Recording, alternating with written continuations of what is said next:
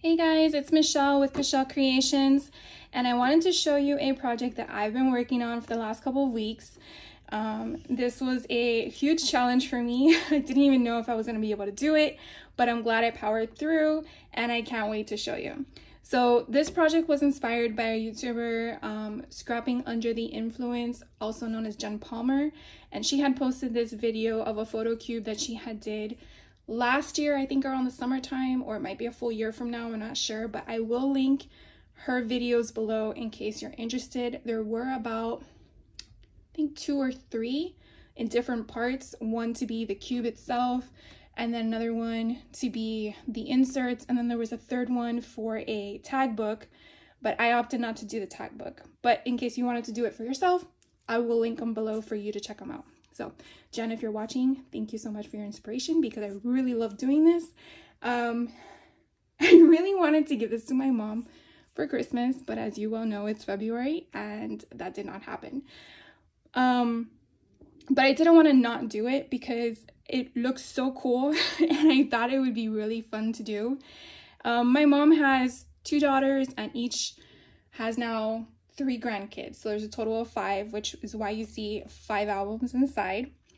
I will show you the paper collections that I used and give you some information in case you're interested in either duplicating what I did or just being inspired to do something for yourself. It was challenging, so if you're new to this, I would probably say try other projects before you try this one because I really think this is advanced from my personal experience, but hey, you won't know till you try, right? So enough of that. First off, I just want to show you, this is all in acetate. So the collection that I used for the paper that you see in front, and it's all 4 sides. So I will go all the way around. And I did put shaker bits inside. And the bottom, as you can see, is this. So again, I will go over everything. Jen Palmer actually had a knob on the middle. I opted not to do that, mainly because I didn't have one to use, but I might do it down the road. So you basically just lift the top up.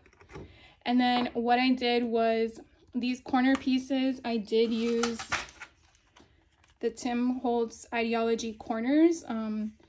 You can kind of see it's the silver ones on the top. I used those. And then for the legs, I used Tim Holtz Ideology foundations. And obviously you could tell I used the whole pack. So that is what I used for the metal pieces you see. Now the collection all the way, you see, I knew that was gonna happen. I tried to use glue on the legs and it did not work. So I will have to figure out a stronger adhesive for that.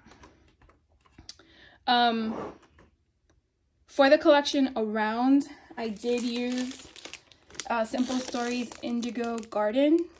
My mom loves gardening and I thought it was a great concept, along with the shaker bits that you see inside.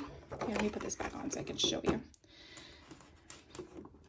I'm gonna have to fix that later.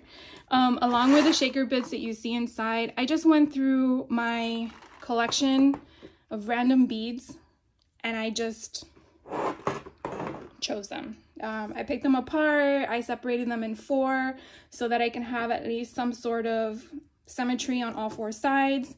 The cool thing about this, and of course I did not bring a picture with me, hold on.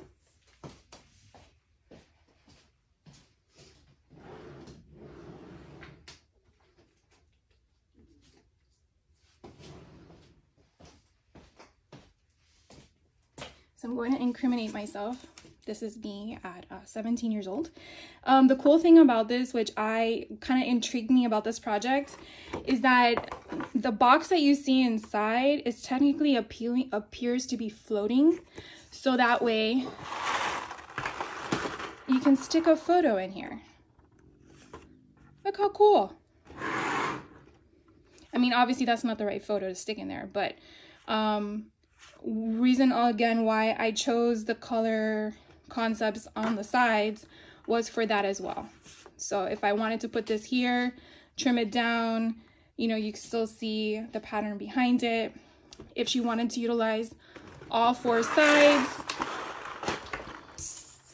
you know, you could just put it on this side, trim it down, and voila. I thought it was cool. So that is the sides. So now, so sorry for the noise. So now what we're gonna do is I'm gonna show you the pattern and the technique of what I did for the inside. I tried to stay with the same concept, but I wanted to make each album to be specific to the person that it's intended for as her either child or grandchild.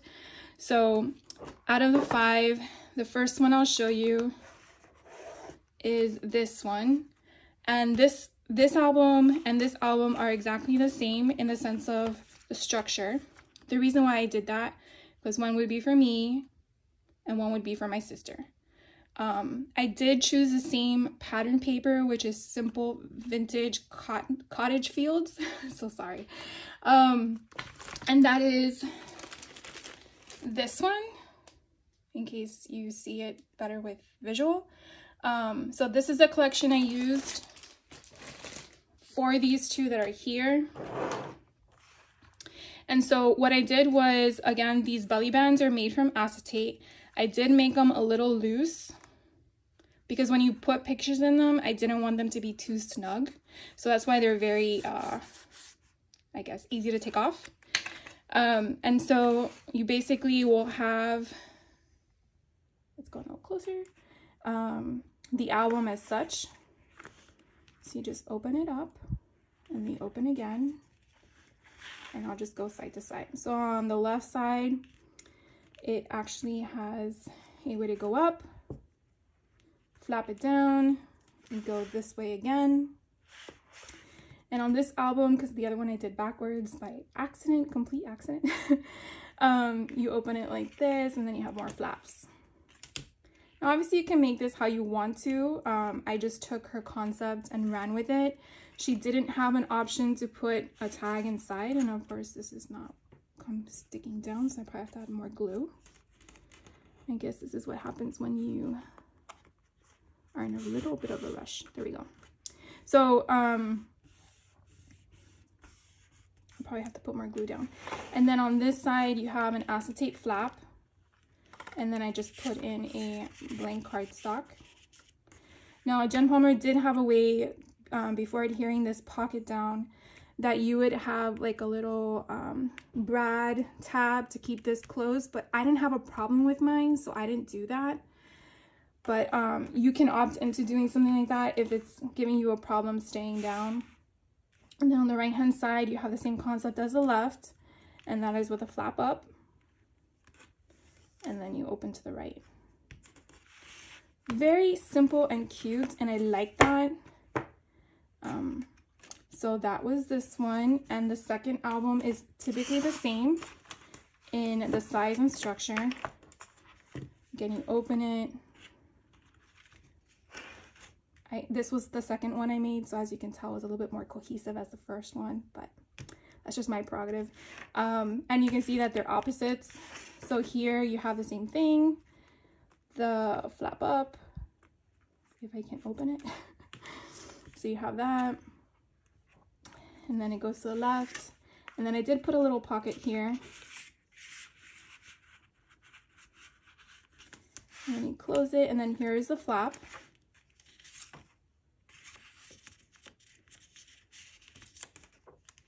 And then on the right hand side, you have the opening. And I actually put this upside down, but I'm only sharing that with you because that's my oopsies. As you can tell, the bird is upside down, but I might, you know, if you're gonna put a picture over it, I don't think it really matters. And then I did the same thing. I put a little tag in there. For some reason, this one stayed on fine. And on the right hand side, again, the same thing. Flap up, and then to the right. So I really liked that she had created 2 different albums for this little photo cube, which is, you know, and they fit perfectly, the 5 of them. So those 2 again would be for me and my sister, and these are the ones that would be for her grandchildren. So my daughter is 21, so she was given this collection, which is Mary Poppins themed. It's called Practically Perfect. She loves that whole vintage tea atmosphere, just totally my daughter. Her second grandchild, who is going to be 10, is into mermaids. So I had leftover from the paper pad Mermaid Dreams, so I did that. And then her third grandchild is going to be 9, and she loves pandas. But I could not find a single thing of pandas that called my attention. They would have bits and pieces of pandas in it, but not panda paper. So what I did was I went to Creative Fabrica, which is a member that I'm a part of, membership I'm a part of, and I found these pandas that I created into a pattern and then printed them out on my printer. So I'll put the links down below if you're interested in this. Obviously, because I'm a member, it's included in my fee, but if you're not a member, you would have to pay separate for each one. I'm sure you can find patterns on Etsy or anything that you go to, but I just wanted to let you know this wasn't a pattern paper that I found in the store. So these were the ones I chose. So I'm gonna go ahead and show you each one. Again, they're all the same style of album, but I created them specific to the pattern paper that I just showed you. So this one is the Practically Perfect. And then I added a little tag, which I'm not sure what I'm going to put on it yet, but we'll figure it out. And then what I liked is that you flip down. I thought it was very different instead of flipping up. You could also take this concept and go to the left if you wanted to, but I kind of wanted to stay in this format. So I did try to keep with the same pattern paper and then use solids to kind of contrast it. And so here are just quick little things. These come out, and this punch I used was this one by We Are Memory Keepers, if you're interested. I believe I showed this in a haul video recently. And then this one has a little flap. And then these are stickers that were in the paper collection. And then what I did was I just used this little doohickey guy. I believe it's just baking powder. And then you just push this on the back of the sticker to remove the sticky concept of it. And then you can just add your glue to the bottom so that way it can go behind like that. So that way the picture is not covering the image. So it would be like that. Kind of cool. Never knew about that before. So then we just keep going. And again, you have another little pocket. And that's it. Short and sweet.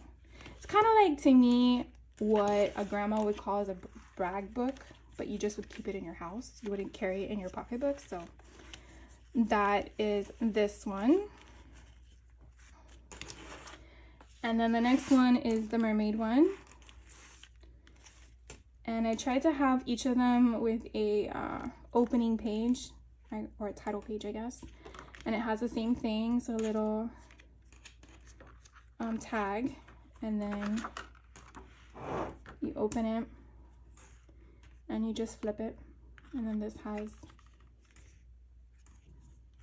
and again I kind of wanted to stick with the same colors, and it's just very simple. And then that's it. That's for that one. And you close it.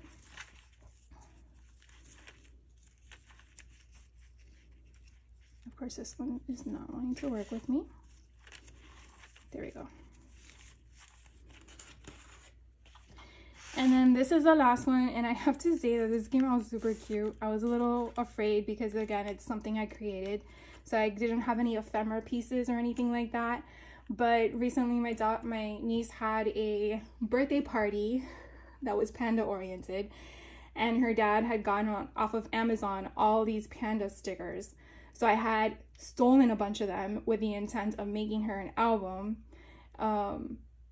And so it came in handy when I made this one for my mom. So I did for this one was I went through my stash and I found a cut apart that was blank with leaves. And then this is a sticker that I stole from the party.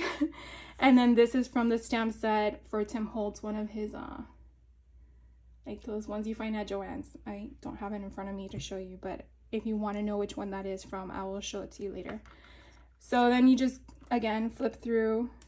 And I try to have, again, the same concept, but a little different so that you have variety. And again, these are all the ones that you see. You just go behind. So that way you can put your picture and it doesn't cover your sticker. Super cute. That was part of the pattern paper and I just cut it out to make it like ephemera. And then I had one peek out. And that is it. So I had a lot of fun making this. Again, she goes really into detail with a lot of stuff, which was very helpful. Like I said, it was challenging for me. I've never done something this big before, and I will say that I pushed through it, but the one thing that was very challenging was this portion of it, which I did save for last. For me, my acetate connections, because you're building these individually, they just didn't want to stick. And I don't know if you can kind of tell, but like here, the tape just didn't want to stay together. And I don't know if it was from the friction, but when I did do the bottom base, which you do have chipboard on that, along with cardstock, this is what actually helped keep all four of these together after I glued the sides. So if you are going to try this, that's just my one tip I would throw out there is don't be frustrated or walk away and come back, but do continue going through it, because once I built the base and I attached it to all four and I just applied as much pressure as I could that didn't damage the structure of it, it was fine. And then I built the inside of the box, and again, you're restructuring the sides. Even though these sides are with a gap, because it looks like it's floating, even though it's not, it is stuck to the bottom of the bottom base, like underneath this. That portion was what was hardest for me. Everything else was easy. And then obviously I put these on here. She used, I think, paper. You know, this portion is paper as well. This is from the kit. And so you basically put the black, and then to conceal the tape, I cut these a little bigger because the same size as underneath, you saw it. You saw the black coming through. So I made these a little larger to do that. But as you can see, it lift up, put down. Like it's perfectly fitted for it. So if you do alter any measurements, do take that into consideration. These books in her online on her YouTube, which again I'll link below, fit perfectly, as you can see. And like I mentioned, she did have an option for a tag book, and I did not opt to do that because I thought what I had was enough, which it leaves some room for my mom to add more things if she wanted to. But even if we went upright, you can probably see I could probably fit another one of these in here. So I thought it was kind of cute, kind of cool, kind of different. Let me show you what I used for the acetate.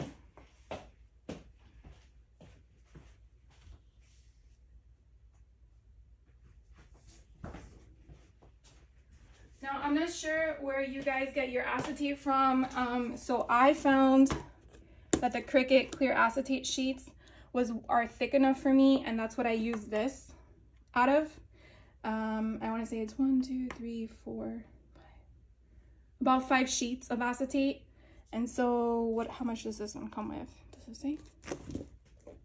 Because I used one before. Oh, this comes with 6 sheets. So I would say at least 1 pack of this, and I got this at Joann's, would definitely be for this project. I mean, you may have 1 sheet left over, but in case you have an accident of cutting the wrong measurement, just so you know. So anyways, What do you guys think? I would really love to know your thoughts. I'm really excited. I'm gonna gift this to my mom, not being a holiday, because why not? She didn't know it was coming, but you know, sometimes you just gotta give people things regardless of it not being a holiday, right? So I will give this to her sometime this week, and I hope she likes it. And I will catch you on the next video. So thank you again for watching. And if you have any comments or questions, by all means, leave them down below. And I want you to have a great rest of your day. Take care.